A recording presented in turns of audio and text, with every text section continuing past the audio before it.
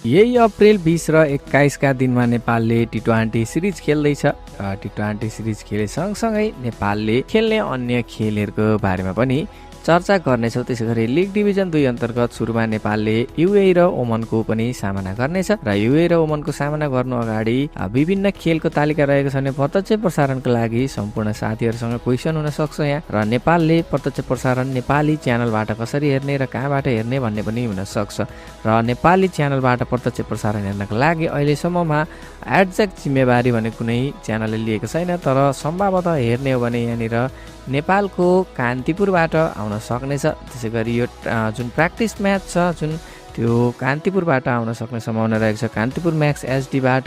त्यसै गरी यदि कान्तिपुर एक्स एचडीले नदिएको खण्डमा भने हामीले हेर्न सक्नेछौँ त्यसलाई डिसोमबाट, र डिसोम एक्सनले पनि जिम्मा लिन सक्छ। र डिसोम एक्सनले नलिएको खण्डमा भने नेपालमा अहिले विभिन्न च्यानलहरू छन्, त्यसमध्येबाट सबैभन्दा धेरै स्पोर्ट्सलाई लाइभ दिँदै गरेको च्यानल भनेको काष्ठमण्डप अर्थात् अर्को रहेको छ च्यानल। र त्यसै गरी काष्ठमण्डपले अहिले पिएम कप लाइभ दिँदै गर्दाखेरि जिम्मा लिन सक्ने सम्भावना छ भने रुटिन अफ नेपाल बन्दले पनि भरपुर प्रयास नै गर्नेछ आफूलाई यो स्ट्रिमिङको जिम्मा लिनको लागि भने यी च्यानलहरूमध्येबाट एउटाबाट आउनेछ। र यदि कुनै पनि च्यानलबाट आउने अथवा कुन च्यानलले दिने नदिने भन्ने कुराको टुङ्गो लागिसके पछाडि भने हामी फेरि पनि अपडेट गराउनेछौँ भने अहिले भने सम्पूर्ण साथीहरूले नेपाली टिमलाई बधाई दिँदै जय नेपाल लेख्नुहोला र नेपाली टिमलाई शुभकामना दिनुहोला। त्यसै गरी प्रत्यक्ष प्रसारणको लागि तपाईँलाई कुन च्यानलको स्ट्रिमिङ राम्रो लाग्छ त्यो भने कमेन्ट गर्नुहोला। Kasthamandap, Kantipur Max HD, action स्पोर्ट्सबाट, त्यसै गरी रिटर्न अफ नेपाल बन्द मध्येबाट कुनको स्ट्रिमिङ अहिलेसम्म राम्रो लागिरहेको छ र कुनबाट लाइभ आएमा